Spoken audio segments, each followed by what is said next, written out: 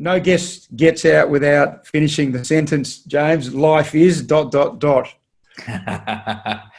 Life is, I've got this one's easy for me. I could even read it off my wall here. We have lots of quotes around the Academy from great minds, and I don't count mine amongst those, but it's my school, so I thought I'll put mine up too. It says, life is the gig. There is no rehearsal.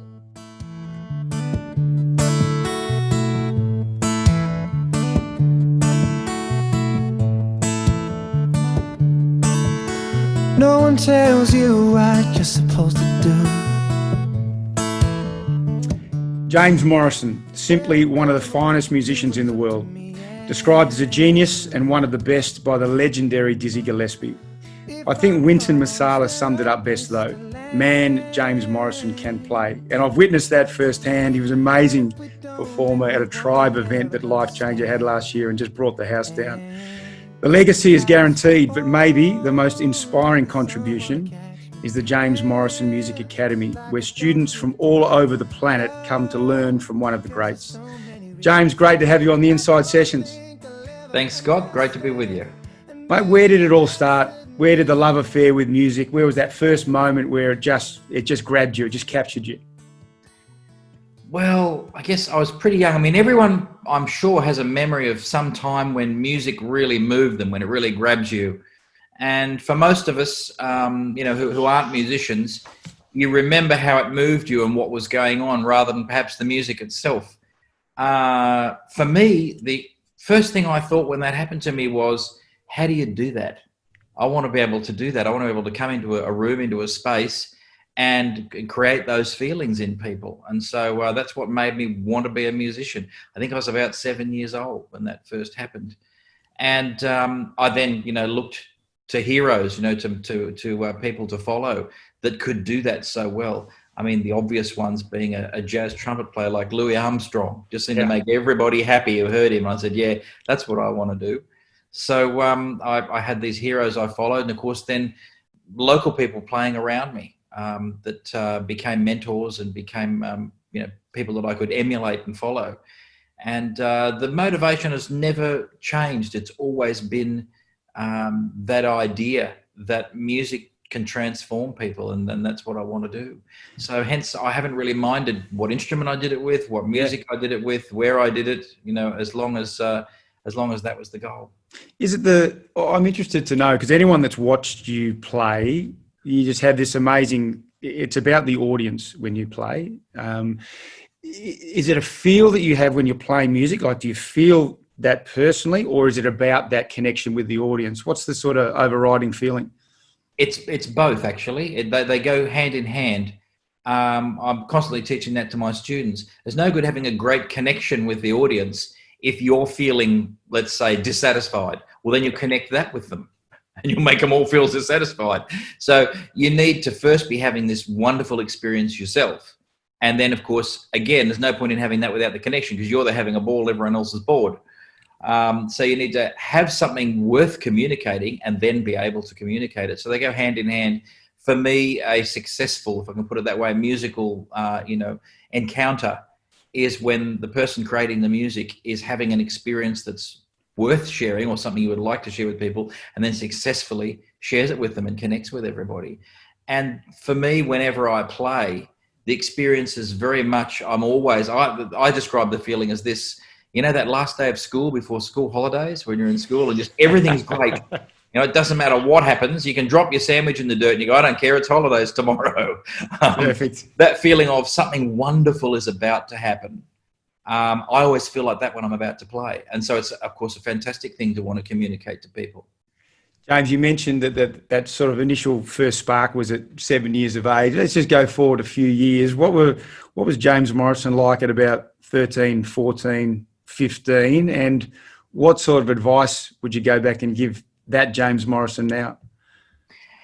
Well, you don't have to jump forward even that many years. I mean, by 13, I was working professionally in nightclubs. I sort of got started early. Wow. And 15, I just about left school and was out on the road with bands. So, it's the interesting way to put it. I know that question. It's a well-asked one. What advice would you give to a younger you? Yeah. If I was given the opportunity, I'd actually shut up. I'd actually stay out of the way and say, don't interrupt. Don't say anything because you might knock him off the path inadvertently. Because there have been lots of trials and tribulations. Of course, if I had a sort of a shallow list, I'd say, oh, remind him not to do this, remind him not to go out with her, not to buy that car, not to do this, not to do that. But really, quite seriously, every trial and tribulation, everything that went wrong, every mistake I made has led me to where I am today. And so I'd be really, really reticent to interfere with any of that. Perhaps there's a couple of days where it'd be nice to have dropped in and said, don't worry about it, it's going to be fine. But really, you know, I'm very much a believer in where I've ended up is a sum of all the things that have happened. And I wouldn't like to start cherry picking ones to change. We often, with our guests, we'll give them the opportunity to mention a role model or a mentor or someone who's just, you know, been that right connection at the right time. Is Don Burrows one of those? I mean, he just seems to have had such an influence on you. Absolutely. Yeah, I was a fan of Don's and had his recordings. I had him back on cassette in those days, and I wore out several cassettes listening to his music and thought, gee, I'll probably get to meet him one day. You know, that didn't seem like something would definitely happen, but it seemed quite likely that I'm a musician. I'll get the chance to meet him perhaps somewhere after a concert or whatever. But of course, the idea that I would end up playing with him, I didn't dream that. And the idea that we would be lifelong friends and he would be my mentor, well, that was, you know, not something that even crossed my mind. And I met him just after I turned 16, and he invited me to join his band. And as they say, the rest is history. But he was incredible because not only was he such a great musician, and I could learn about the music itself and how to play it, how to run a band, how to handle the music business. He was great at that. But he was also a life coach. You know, he very much taught me about the things that aren't to do with playing and running a band, but just sort of being someone of integrity and surviving in this industry and making your musical life count. That's what mattered to him. Often when you've had a great teacher or mentor or coach, later in life, you feel yourself channeling that person. Yeah. Do you feel that with your students? Do you feel, you know, Don's wisdom at times being channeled through you to the next generation? Oh, very much so. I don't only feel it happening, but I state it. You know, I often in teaching will say, Don taught me this, or, you know, I learned this by being with Don, very much so. And in the way you handle things and people, sometimes you notice, you see the influences of your mentors and say, yes, I've watched them handle this just like that. And I just instinctively did the same thing. Mate, you've got such a creative mind, and I'm going to go on a little bit later in this interview about some of the other things that you do. But if I challenge you now, because I know even just looking in the background, there's musical instruments always close to you or around you. If I said to you, mate, grab one of those, grab the trumpet or whatever, and you had 30 seconds or a minute to actually show people what music is, or you know, what would you do? How would you sort of capture that moment? Because I watched you at an event. The reason why I asked, I watched you at an event, watch a group on stage, and you had the trumpet alongside you. And at some point you were going to join that group and jump in and support them with an amazing cameo like you do. And the trumpet was in your hands, and you were listening to what they were playing. You were starting to move your fingers on the trumpet, feeling where you were going to come in. And then all of a sudden you just walked to the stage, unrehearsed, and it was like it had been done just 1,000 times. How do you do that? Where does that intuition come from? It comes, well, I'm not sure specifically the answer to that question, where the intuition comes from, but what's going on is the question you're asking yourself is so important. And I think it's one of the most wonderful things, particularly young people can learn, is to ask the right question. We ask questions all the time. I mean, that's what we do as human beings. Basically, our day consists of asking questions. When I tell that to a class, I say, someone sitting here right now going, what questions? Which is, it's just what we do. And it's, you get answers to the questions you ask. And so it's so important what question you ask. We all tend to focus on the answer as the important part. But really, the question is the most important part. The answer will follow. And so instead of sitting there going, when should I come in? which seems like a logical question, Yep. that would get a different answer, because then the parameters might be, well, when will it look best for me to come in? When will it be least obtrusive to the people on stage, if you're feeling that way? When will it have the best impact on the audience? And these all sound like reasonable things, like good things to ask. Yeah. But it's not the question you need to ask to make it magical. That could just make it work. Gotcha. And I've never been one who just wants to make it work. To make it magical, you've got to ask a different question. You've got to listen to the music, feel what it's already doing with the audience, not be asking questions about when should I get involved, but just listen to it, become part of it, like everyone else in the room is. And then you imagine adding a trumpet to it. And when would that just add to this? When would that just make this lift? Forget about what it looks like, who feels what about it. Just when would that just be, oh yeah, that was just what that could use at that moment. And you just sit there imagining that, and you can feel it. And then you just go, I'm not even aware I'm getting up, or all the things you mentioned, picking up my trumpet, moving my fingers, I'm not aware of that. I'm just in the performance, if you know what I mean, in the music. Yeah.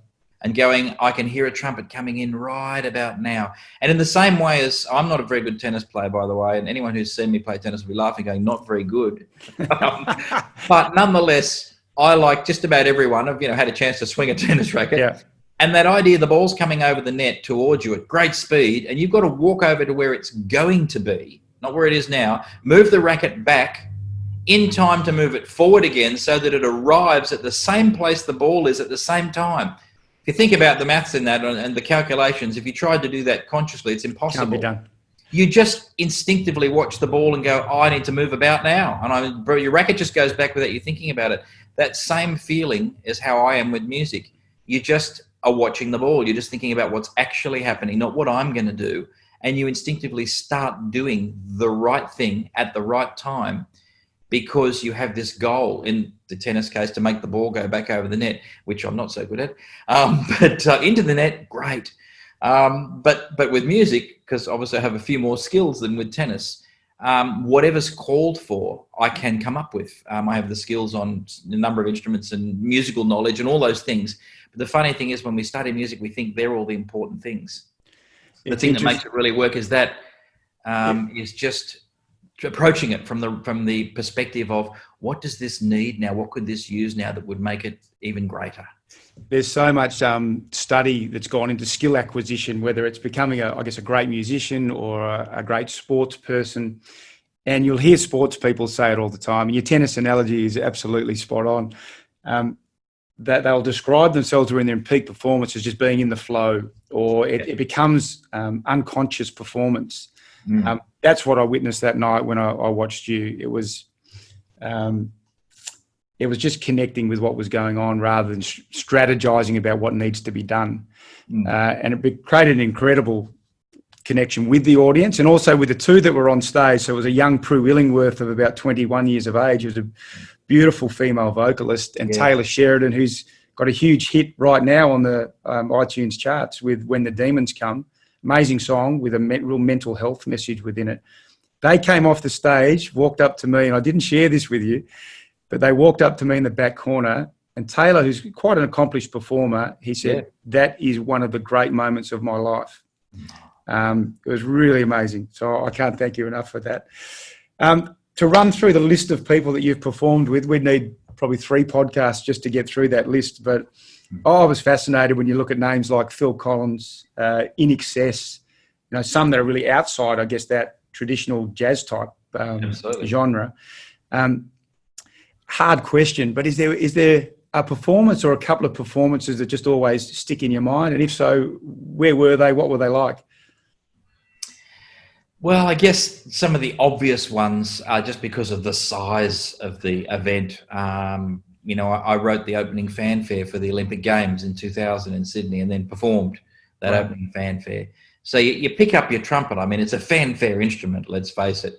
Yeah. You pick up your trumpet to start something. I do it every night, but suddenly you're going, I'm opening the Olympic Games in Australia. Do you ever get nervous, James? No, that doesn't come up. But absolutely, I get taken in by it all and excited. And to just sort of pick up your trumpet to open the Olympic Games, you go, wow, okay, so this is one of the moments, yeah.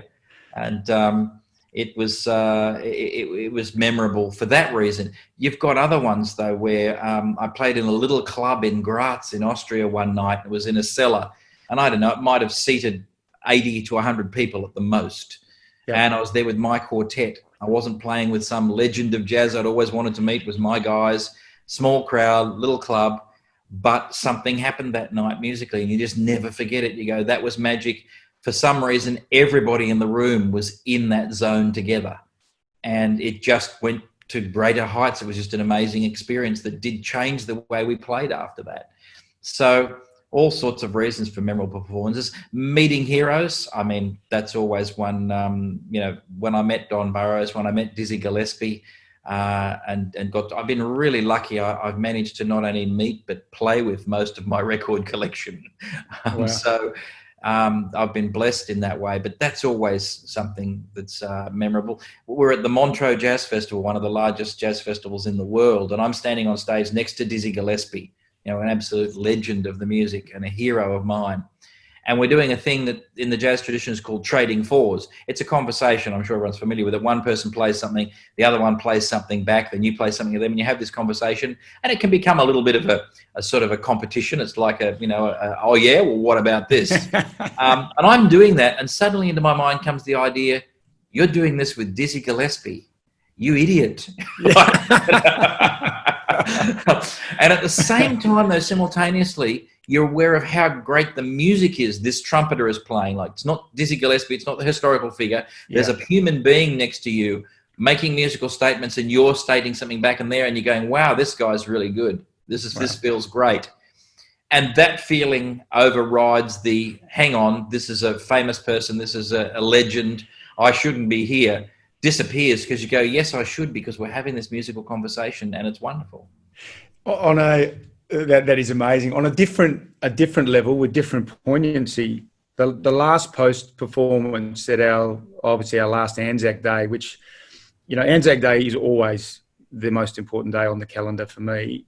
To have an ANZAC day amidst all the challenge that we've had this year, and then to feel community just starting to gather around, solo trumpeters being out in the driveway, and I could hear a saxophone playing the morning that I got up as my kids were lighting candles in the driveway.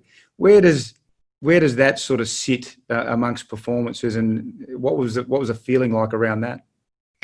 Well, it was really, really amazing this year, because every year ANZAC Day has that feeling about it. And every day when I go to play the last post, you're aware of the significance of that and what you're helping people remember and commemorate. And so it's very solemn, it's very moving and very emotional. But this year, it was so heightened, because we always, part of the commemoration of ANZAC Day is to be grateful for the freedoms we have. And we'd lost a whole lot of them this year. You couldn't leave your house. And so it just made it more real. It brought it home to everyone even more. Wow, at the moment, we really appreciate what we've got, because at the moment, we've lost a little bit of it. And so to be being thankful for that at that time just heightened the whole thing for me. And to think that also in a time when we were feeling a bit isolated, and we were feeling there were people that were fearful, and people just feeling, that things weren't as they should be, to all come together, to know that there were people standing in their driveways all over the country with instruments in their hands playing this at the same time, connected us all. And to know that people all up and down the streets were listening to this, and many people could hear more than one from where they were standing, and sort of it just was like this network that brought us all together at a time when we really needed to do that. So that was the most memorable, most moving ANZAC Day that I've had. I heard a great description only a couple of weeks ago about the power of music, and it was something like, a great song or a great piece of music is something that we can hang memories on. And then whenever you hear that piece of music again, those memories come flooding back. And obviously the power of that trumpet to play the last post on that day it binds our nation. There's no doubt about that. And the values of ANZACs, loyalty, mateship, endurance, sacrifice. I don't think there's ever been a more important time to be reflecting on those. So I just thought the way that was handled by Australia was something we should all be incredibly proud of, and your part was phenomenal. Pilot, car enthusiast, musician. What's the thread that binds all of those sort of? Well, are they different pursuits, and what sort of binds all of those things together? And there's probably another 100 things I could put on that list, by the way. There are lots of things that I like to do. They have a relationship to each other. It's not like, if you get someone who's into several different extreme sports, you can say, okay, I can see the link there. But for me, the link between a lot of the things I do in music is almost that they're reciprocal. It's not that they're all the one pursuit. So I fly. I also do ocean sailing and racing. I also do all sorts of things, and that's where I sort of commune with everything, if you like. When you're flying, that's almost like an input thing. I think of it as where I'm connecting. Then music is the output thing, where I connect with everyone and say, okay, here's how I'm feeling here, or here's the sum of what I've got to say, and I want you to all connect to that and get something from it. So yeah, I don't go sailing to make everybody feel better. I go sailing to sort of recharge me, and then I go and put that out to everyone through the music. And that way they're completely complementary, but quite different in what they mean to me. I've never heard it put that way. Stimuli in and then stimuli out. That is a fascinating way to put it. One of the most intriguing components, I think, to James Morrison is, aside from, the amazing musical talent. It's an understatement to even say that. But the thing that fascinates me most is why someone who could not do this has done it. And what you do around community with the James Morrison Academy, based in Mount Gambier, the collecting of, inspiring young people around music. I think it's bigger than anything else that you do, if you want me to be honest. I think it's such a powerful legacy piece. Why did you go down that path? Why have you done it? And what do you get out of it? Well, firstly, music and what it can do and what it means to me is a gift. I may have done some practice, and if my students are listening, I did a lot. But nonetheless, I could have gone running up and down a field. And you and I both know, you particularly with your sporting background, no matter how much I trained, was I ever going to run faster than Usain Bolt? And the answer is no, I'm just not built that way. So despite all the work he's done, part of it is a gift. And for music, for me, absolutely, whatever work I've done, whatever input and energy and passion and focus I've put into music has largely delivered the results it has because it's largely a gift.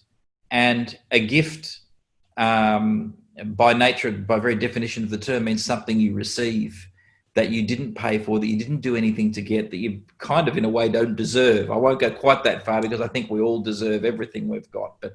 But it's not like you did something to deserve it. And so that makes you feel very grateful all the time. And the greater the music becomes, the greater the influence you have with it, the greater the outcomes, the more grateful you feel, because the gift is delivering more and more. You can only feel so grateful until you sort of say, I've got to pass this on. I can't just keep all this.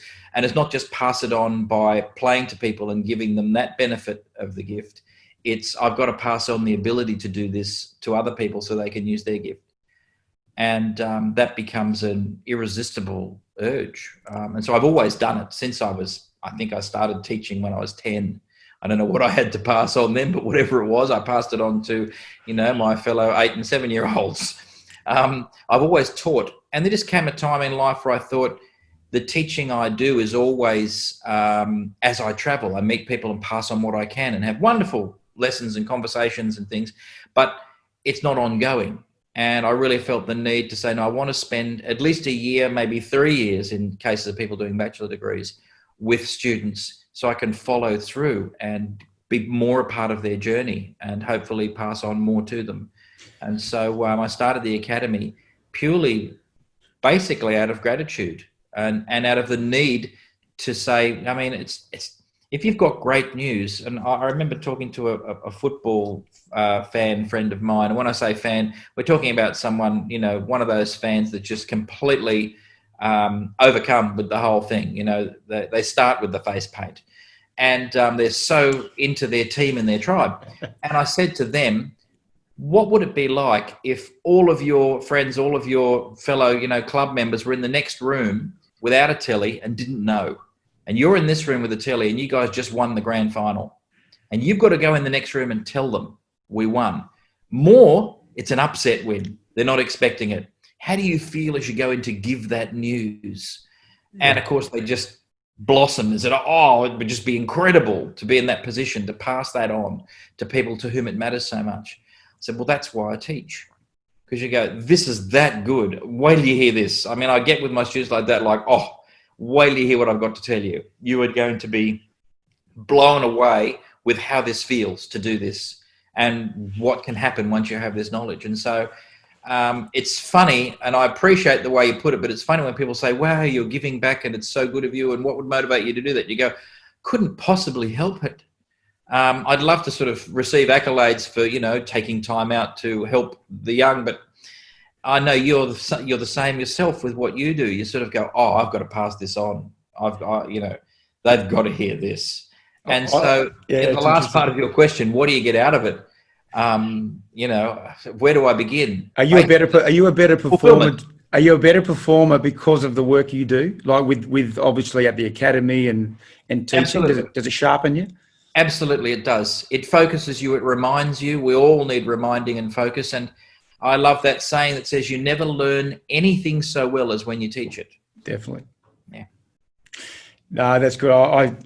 You get asked all the time, and we do a lot of work with kids through the foundation, as you know. And to me, at times, I feel guilty because I'm like, hey, this isn't just about us putting back or giving back. I feel like we get more out of that experience, or certainly as much as the kids do. I mean, I come home, I've got great stories with my kids.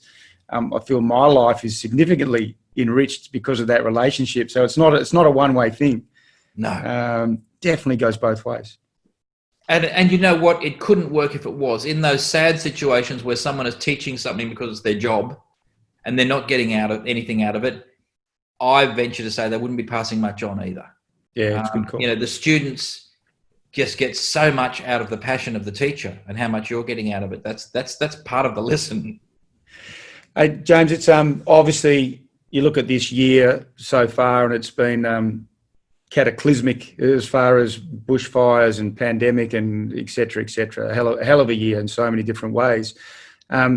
Communities under pressure, people under pressure. We're seeing some really challenging stats and predictions coming out around, I guess, the teenage space. You know, anxiety levels and mental issues, etc. Prior to some of these global issues and national issues were already alarming, but a lot of pressure building around communities. You know, what would be, I don't know, this is a big question, but what would be your advice? What would you sort of pass on about, I guess, the challenging times that we're all going through together? I think it's to remember that it's not what happens that's the most important thing. Stuff is going to happen. We use the word unprecedented. I think it's the word of the year. Yeah. Meaning stuff like this doesn't happen all the time, but it is happening. And we could go to a number of times in history and people would be saying this is unprecedented. You know, when we first had a world war, what a tragedy for the world to be at war, unprecedented. And how must that have worried people? This will continue to happen. No matter what your life is, there are going to be things in it which are, for you at least, unprecedented and are going to be at the least worrying and at the most could be overwhelming.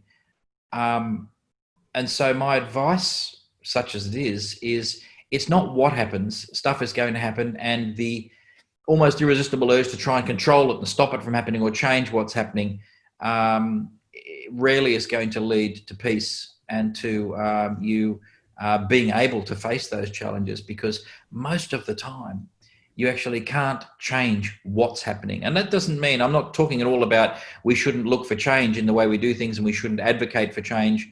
I don't mean that. I mean to actually change the circumstances that are around you right now, to stop it from happening. Is this urge, it's a natural human thing. And so what we really need is to be able to just step back a little. And the advice I give is to look at not what's happening, but why it's happening. That's where you can affect change, to change what's going to happen next. And also that's where you can find a sort of a piece or a solid ground for you to move forward. And I guess I taught my boys a phrase to say when things get out of hand, if you really find yourself in that moment where you're going, this is, I can't cope, to say, I wonder why this is happening. And I said, you must say it exactly like that, because it starts with I wonder, which means I don't know. Because a lot of fear and a lot of anxiety and a lot of overwhelming sensations come when we go, this is why this is happening. This is, they're out to get me, or this is happening, or I'm going to, and we know. Once we know it's bad, it's very hard to do anything about it. So start with I wonder, meaning I don't yet know why this is happening.